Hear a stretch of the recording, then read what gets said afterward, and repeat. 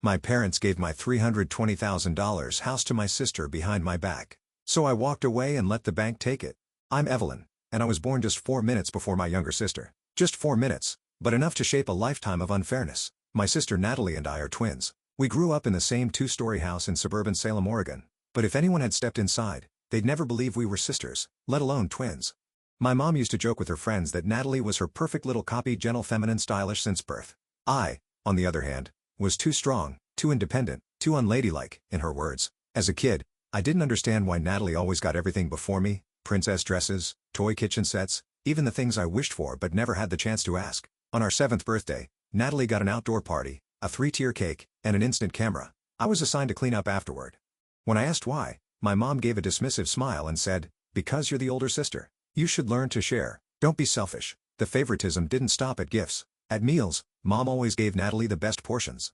If Natalie spilled water or broke a bowl, I got blamed for not watching your sister. When I got an A, Mom nodded like it meant nothing. But if Natalie earned a B+, she bragged to the whole neighborhood. I used to think maybe I was clumsy or just not good enough, but the older I got, the more I realized it wasn't about me doing something wrong. It was that I had never been looked at with fairness.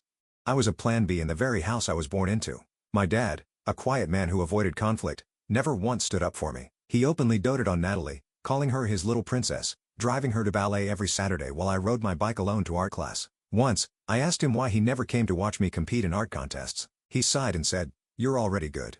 You don't need praise." It sounded encouraging, but all I felt was an emptiness that grew day by day. The only one who truly saw me, really saw me, was my grandmother. She was the first to teach me how to hold a paintbrush and always had butter cookies ready when I was down. She once said, "Evelyn, you're like me.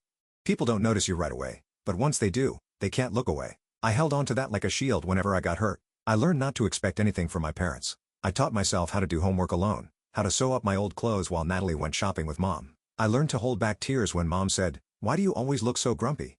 Be more like Natalie." I thought things would change when we got older, but they didn't. When we turned 18, our parents told me, straight to my face, that the college savings could only cover one of us. And, of course, that one was Natalie. They didn't hide it. They weren't even sorry. They just said, "You'll figure it out. You're strong." That sentence repeated in my mind like a sentence being passed. I left home with exactly $217 in my account, a suitcase of old clothes, and a laptop my grandmother left me before she passed. Everything I had, none of it came from my parents. And from the moment I stepped out of that house, I swore I'd never let anyone devalue me again. I rented a tiny room near the local community college. The walls were painted a faded yellow. The hardwood floors creaked with every step, but at least it was the first place I could call home.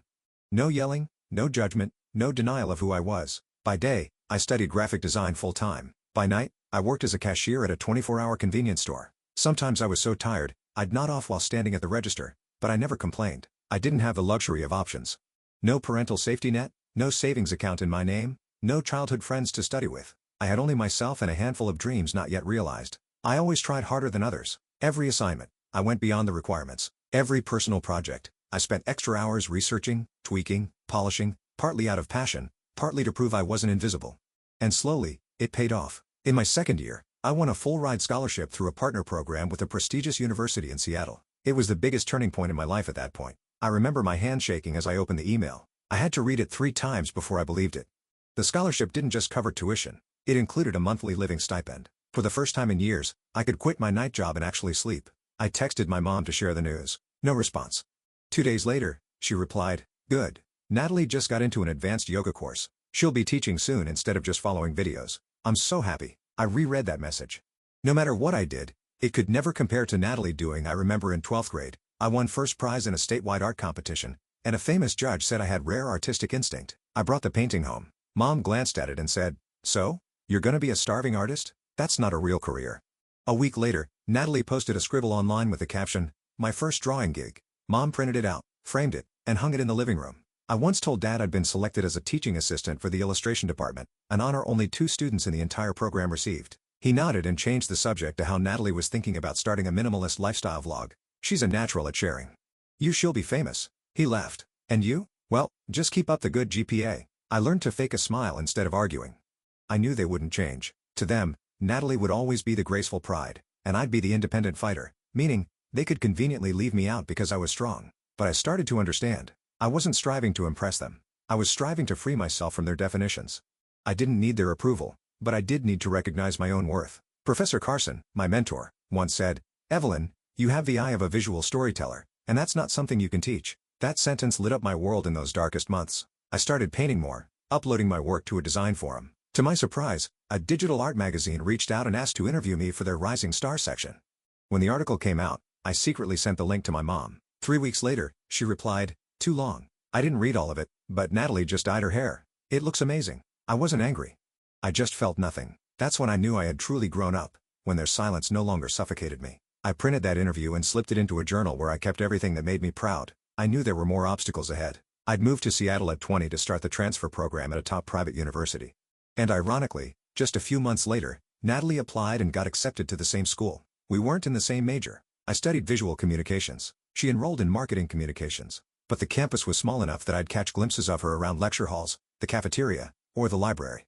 She always wore an expensive hoodie, spotless sneakers, and a designer bag I knew Mom picked out. I remember the first day of the school year. Natalie arrived in a car Dad rented just for her. I took the bus almost an hour from my tiny rental on the edge of the city. I never said it aloud, but every time I stepped through that school gate, I felt like I was walking into a world I didn't belong to.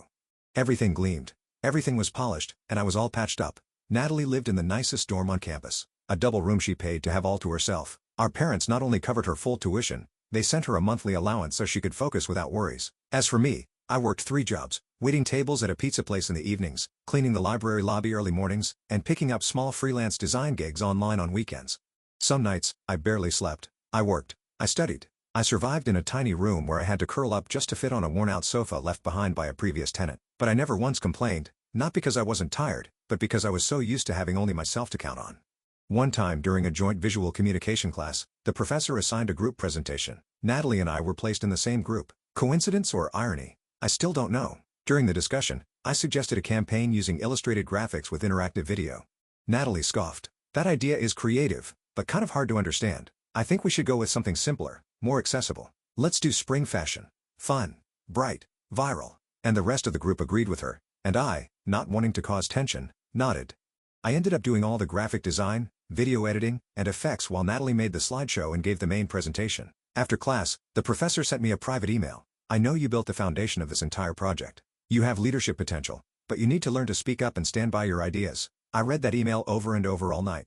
It was both praise and a sting because he was right. I was always the quiet shadow behind the scenes. Natalie was different. She stood out. She organized photo shoots, ran the fashion club, always knew just what to say to be called charming and confident. On social media, she had thousands of followers. My parents constantly bragged to relatives. "Natalie fits in so quickly. She's a natural leader. She knows how to build a personal brand." And me? My mom once called just to ask, "Did you send groceries to Natalie yet? She said she's been too busy to get to the store this week." I didn't respond. I stood in my cramped kitchen, staring at the discounted pack of ramen in my hand, speechless. I knew I wasn't invisible. I knew I was on the right path. But sometimes, watching Natalie get honored at school events while I stood under the dim lights below, my heart still sank. I wasn't jealous of her. I just wished, just once, my parents could look at me, really look, and say, "You did great, Evelyn." But maybe that would never happen. And in that exact moment, I realized I would stop waiting. Not everyone is born to be acknowledged by the people they most hope to impress, but that doesn't mean they don't deserve it. At the end of my 3rd semester, while most students were planning spring break trips, I quietly applied for internships. No one told me to. No one encouraged me. I read the postings on the school bulletin board, sent out email after email, editing every line of my resume like my future depended on each period. Natalie was different. Over a rare lunch between classes, she said, "Mom told me to just focus on school, not worry about internships yet. Dad will help me get a spot through his connections later." I just smiled. I didn't have those kinds of connections. Eventually, after 7 emails and 3 interviews, I was accepted as a design intern at a creative agency focused on educational media. The pay was low, but the office was cozy, the environment professional, and most importantly, they let me do real work, not filing papers or making coffee. I received feedback, revised my drafts, and saw my designs actually get printed for the first time. At the same time, I enrolled in an evening advanced class on interactive interface simulation. It only met Friday nights and barely anyone was interested, but I knew it was a skill employers were looking for. I cut my pizza shop shifts and made up for it with extra freelance gigs on weekends. Life back then was all about sketches, deadlines, and instant noodles, but I felt like I was living, not just surviving. One evening after class, Professor Ann Whitmore called me aside. She taught visual communication and was the toughest professor in the department. I never thought she noticed me beyond grading my work. "Evelyn," she said in a calm, firm tone, "I've been following your progress since last semester. Have you ever heard of the Benjamin Ford Honor Scholarship?" I froze. Of course, I had. It was the school's most prestigious award given to senior students with leadership potential in the creative field. It covered tuition, living expenses, and included a 3-month international internship. I swallowed. I read about it, but I didn't think I was qualified. She looked me straight in the eye. You are, but you'll need a recommendation. I'm willing to write it if you're serious about applying. That night, I spent hours reviewing the application.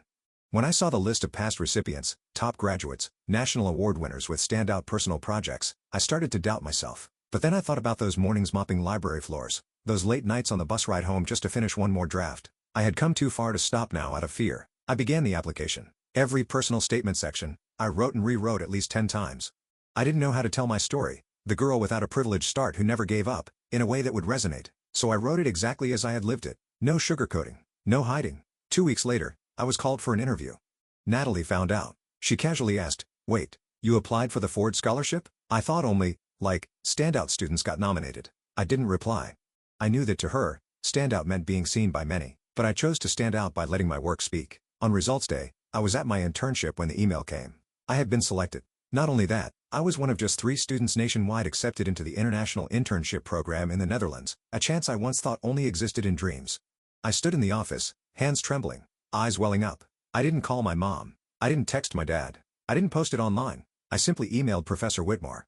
"Thank you. I won't let you down." And silently, I told myself, "Evelyn, you don't need anyone's validation. You just proved you're capable, resilient, and more than worthy." I received the Benjamin Ford Fellowship on a crisp March morning in Seattle. The confirmation email popped up while I was making coffee for my coworkers. My heart raced as I read the bold words, "Congratulations. You've been awarded the Benjamin Ford National Fellowship." I had to read it 3 times to believe it. I'd earned one of the top 5 national fellowships. Not by luck, but by every sleepless night, every painstaking revision, and every invisible effort no one had noticed. I did it, and I did it alone. All day, I felt like I was floating. Co-workers hugged me. Professor Whitmore sent a short, heartfelt email. "I'm so proud of you, Evelyn." I thought I no longer needed anyone's recognition. But that night, back in my tiny apartment, I opened my phone and messaged my mom. "I just got the Benjamin Ford Scholarship. Only 5 people nationwide were selected.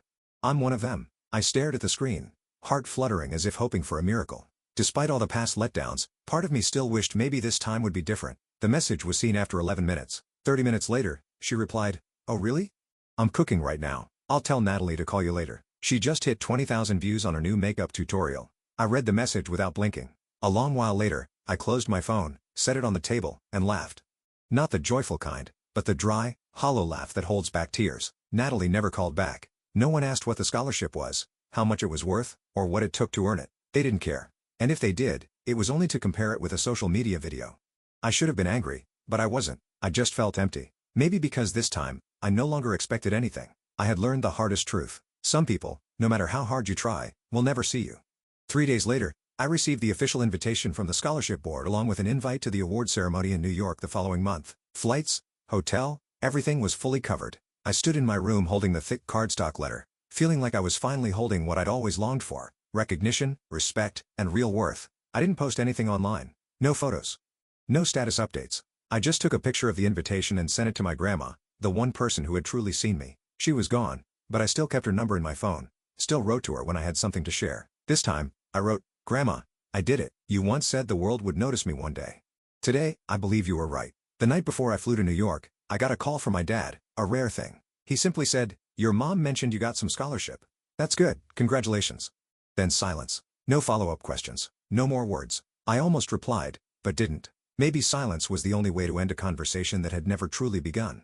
I boarded the plane with a small suitcase, wearing the one formal dress I borrowed from a classmate, a navy blue, simple but elegant. During the award ceremony, when my name was called, the whole room stood and applauded. I walked onto the stage under bright lights, but my heart was completely clear. I didn't need family in the front row. I didn't need proud looks from my parents. I had made it here, and no one could take that from me. I realized sometimes you can't force others to see your worth, but you can create that worth and live a life that makes them regret ever doubting you. The award hall in New York glowed with camera flashes and lights. Around me sat top students, respected professors, and executives from major U.S. media companies. The atmosphere was formal but not stiff, and inside I felt oddly calm.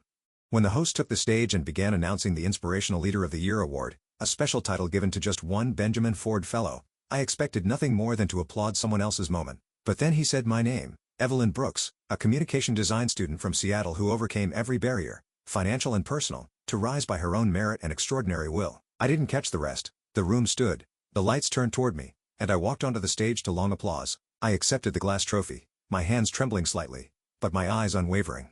This moment was mine, and I knew I had earned it. After the ceremony, I was invited backstage to a private networking event for standout candidates. There, I met Jacqueline Myers, the creative director of a multinational media company and someone I had idolized since high school. "Evelyn, I've read your file," she said, shaking my hand. Her gaze was sharp, but warm.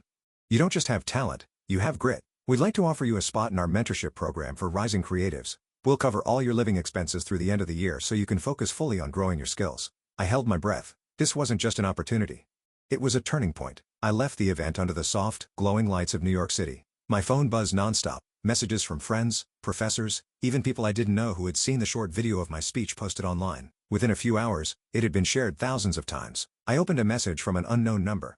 It was my mom. "I just watched your speech. You spoke so confidently. Your father saw it too. He said, maybe we never really understood you."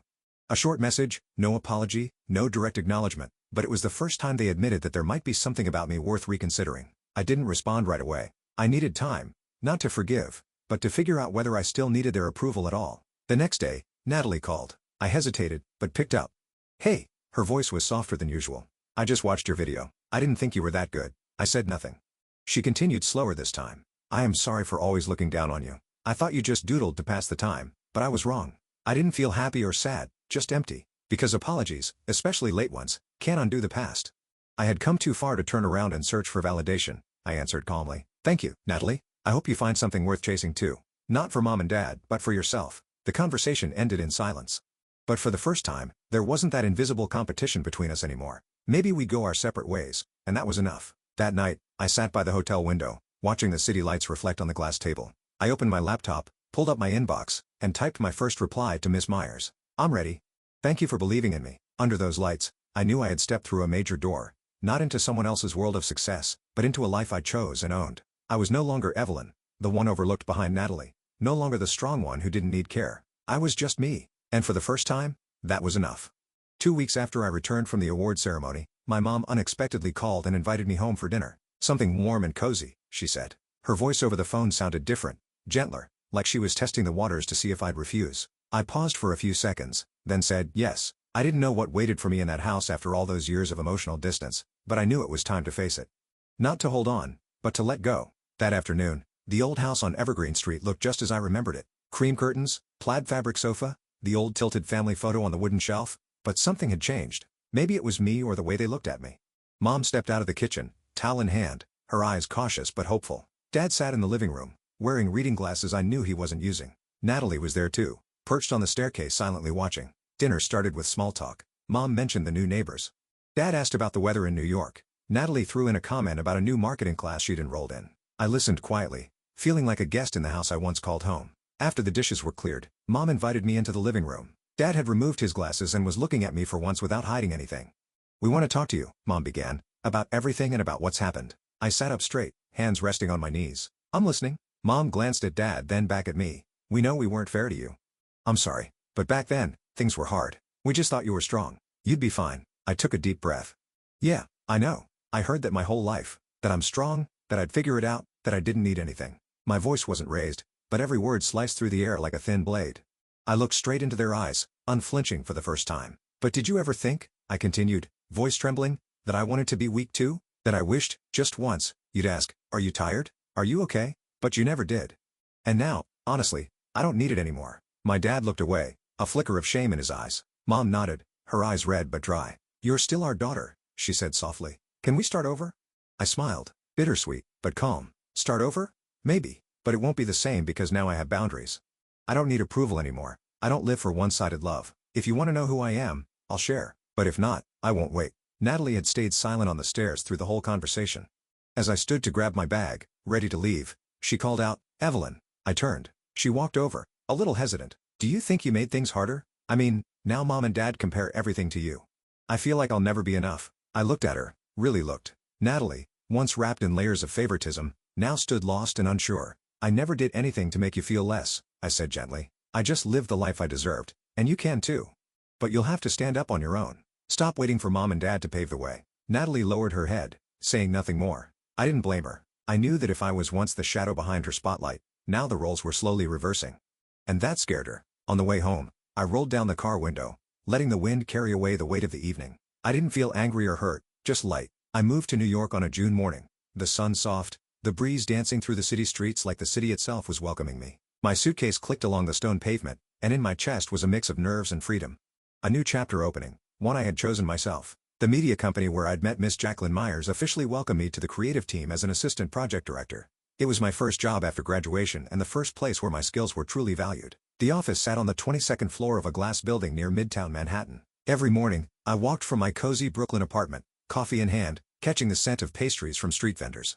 Life in New York was fast and loud, but to me, it was a symphony of freedom and ambition. I had never felt like I belonged anywhere the way I did here. The job was demanding, but I thrived in the chaos. Intense brainstorming meetings, late-night idea revisions, projects displayed on billboards in Times Square, it all made me feel alive. Occasionally, I got messages from my mom, mostly holiday wishes, health updates, or distant family news I no longer cared about.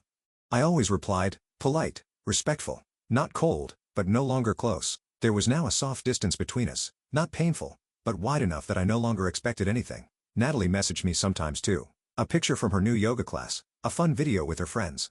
Once, just a message. I suddenly remembered that pumpkin soup you used to make. I didn't know if it was a memory or an unspoken apology. I simply replied, yeah, I still remember how to make it. Even after letting go sometimes in the quiet nights of the city that never sleeps, my heart still tightened when I thought about family. Not because I was angry, because I had once loved them so much, I forgot myself. I focused on building a new world, a life not based on others' expectations. I learned to cook better, decorated my small apartment with my own artwork, occasionally attended weekend exhibits. My friends in New York were all self-made, people who had stumbled but stood back up. They didn't know my past, and I didn't need them to. One evening, over drinks with friends after work, someone asked me, Evelyn, you always seem so strong and composed. Have you ever needed someone to lean on? I smiled without bitterness. I have. But I learned to lean on myself. And honestly, it's not a bad feeling. This city has taught me many things. That I don't need anyone to define me. That distance doesn't always mean loss.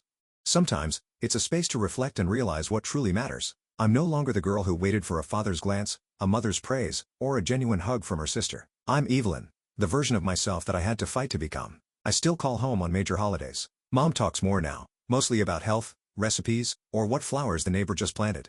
Dad usually just says hi, then goes quiet. Natalie sometimes jumps in with small talk. We all know the connection now is just a gentle obligation, not a tether of the heart. I left, not to run, but to begin a new life, one where I didn't need anyone's permission to live honestly.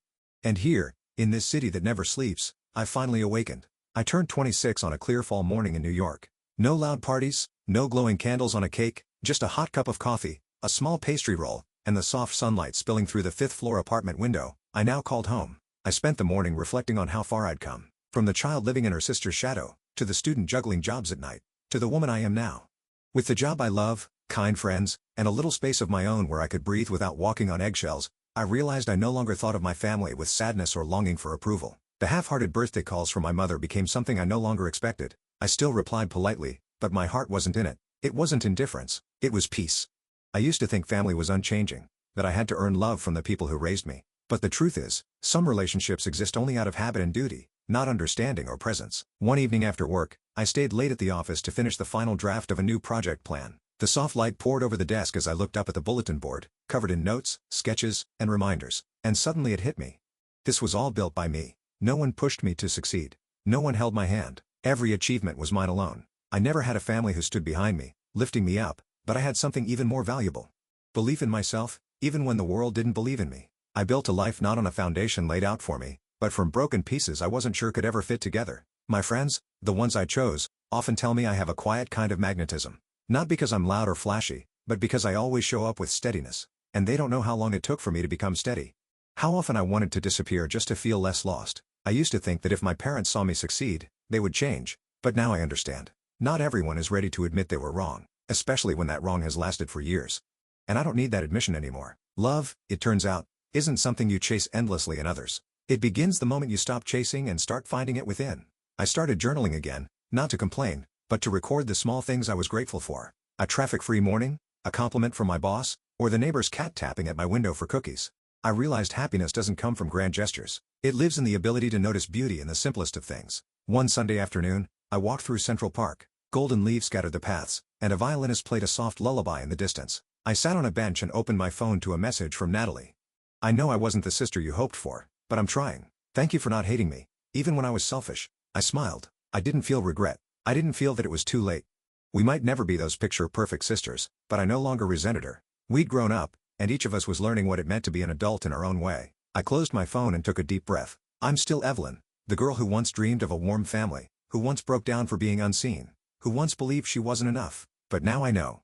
I don't have to be enough in anyone else's eyes. I only need to be honest with myself. One spring morning, I sat in my small Brooklyn apartment. Sunlight filtered through the curtains, casting soft shadows across my desk as I sketched the first concepts for a personal project. Not for a client, not for anyone waiting, just because I wanted to, because I loved it.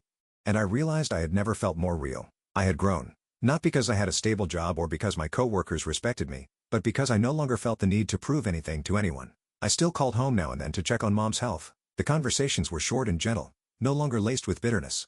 Dad didn't say much, but once he told me, "Your mom talks about you a lot, about your work. She's proud, she just doesn't know how to say it." I didn't ask for more. I smiled, thanked him, and changed the subject. Because I understood, some things don't need to be spoken aloud to be real. Natalie lives in Portland now. She just started her first job after completing a mental health coaching course. She sent me a picture of the small class she leads along with a short note. "He once told me to find something for myself. I think I finally get it." I replied with a heart emoji and a quick congrats. No need for long explanations. Between us now, the connection wasn't about obligation. It came from a sincere effort to understand each other.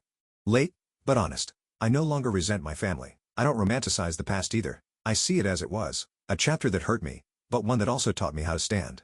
And because of that, I now treasure kindness, even the smallest kind, in the present. I've reconnected with a few old friends from Seattle, people who supported me quietly but whom I had drifted from while running away from my past. Here, in this bustling city, I've begun building a different kind of family. Not through blood, but through respect, care, and the understanding that we all have tender places that need healing. At a small gathering once, a close friend asked me, "Evelyn, if you could go back to when you were 17, would you change anything?" I sipped my tea and shook my head. No, because without those days, I wouldn't know how strong I really am, and maybe I wouldn't have learned how to love myself. I used to live to be seen, acknowledged, loved. Now, I live because I deserve a full life unconditionally without needing anyone else's validation. I hung a simple frame on the blank wall in my living room. Not a certificate or diploma, but a handwritten quote I crafted on handmade paper. "You are enough. Always were, always will be."